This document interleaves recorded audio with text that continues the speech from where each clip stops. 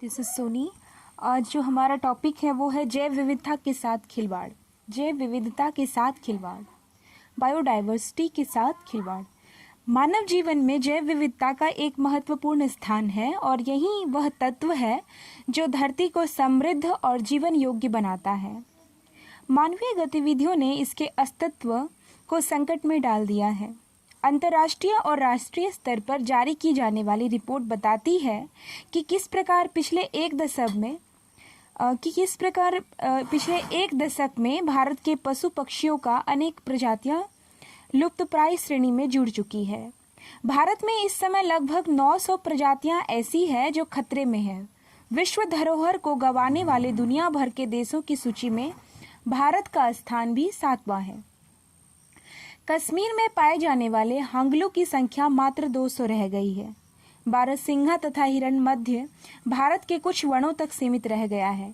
इसी प्रकार एशियाई शेर केवल गुजरात के गिर वन तक सीमित रह गया है।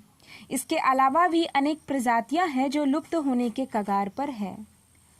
भारत में समुद्री जीवों में लगभग 20,000 से ज़्यादा प्रजातियां पाई जाती हैं, जिनमें से 12,000 प्रजातियों को संकटग्रस्त और संक्षिप्त सूची में डालने का आग्रह है।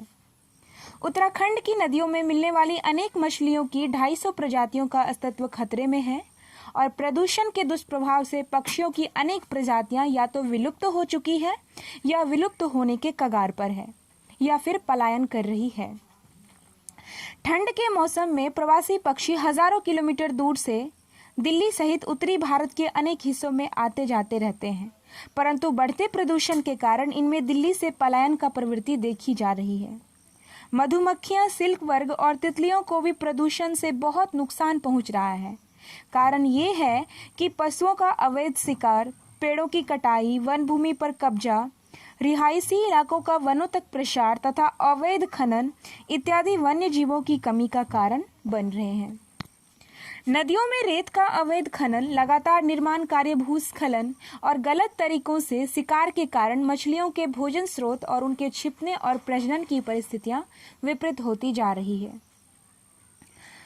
भूस्खलन के कारण नदियों की गाद बहुत बढ़ गई है और जल स्रोतों में जमा होते वाले कचरे और प्लास्टिक के कारण अनेक प्रजातियां खत्म होती जा रही हैं।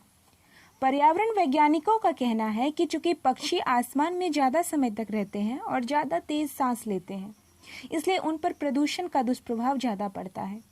वायु में घुले प्रदूषित कणों के अनेक कण उनके शरीर में प्रवेश करने की संभावना बहुत ज़्यादा रहती है और जब भी वो आकाश में भ्रमण करते हैं तो वायु में घुले जो भी प्रदूषित कण है वो उनके सांस के द्वारा उनके अंदर चला जाता है, जिसके कारण उनकी मौत हो जाती है। हवा में घुली सल्फर डाइऑक्साइड, नाइट्रोजन और ओजोन की अधिक मात्रा के चलते पेड़ पौधे की पत्तियां भी जल्दी टूटकर गिर जा रही है। अब इसके लिए क्या होना चाहिए? तो एक कानूनी तौर पर प्रयास होना चाहिए कि वन्य जीवों को विलुप्त होने को बचाने के लिए पहला कानून 1872 में वाइल्ड एलिफेंट प्रोटेक्शन एक्ट बनाया गया था। यानी वन्य जीवों को विलुप्त होने से बचाने के लिए पहला कानून भारत में 1872 में वाइल्ड एलिफेंट प्रोटेक्शन एक्ट बनाया गया था। 1983 में राष्ट्रीय वन जीव योजना के तहत राष्ट्रीय उद्यान और वन्य प्राणी अभयारण्य भी बनाए गए थे। 1927 में भारतीय वन अधिनियम बना करके वन्य जीवों के शिकार और वनों की अवैध कटाई को अपराध श्रेणी में रखते हुए दंड का प्रावधान किया गया और 1956 में वह कानून एक बार फिर से पारित किया गया। हालांकि राष्ट्रीय उद्यान का काम 1905 में ही प्रारंभ हो गया था, परंतु इनकी संख्या 1983 के बाद ही तेजी से बढ़ी है। बाघ अभयारण्य भी स्थापित किए गए हैं। स्वतंत्रता के पश्चात देश में वन्य जीवों के संरक्षण के लिए कई परियोजनाएं चलाई गई हैं, जिनमें प्रोजेक्ट टाइगर, गिर सिंह परियोजना, कछुआ, गेंडा और हाथी संरक्षण परियोजना, गिद्ध संरक्षण परियोजना इत्यादि शामिल है। विडंबना यह है कि इस तरह से अनेक प्रयासों के बाद भी शेर, बाघ, हाथी, गेंडा इत्यादि अपना अस्तित्व बचाने के लिए संघर्ष कर रहे हैं।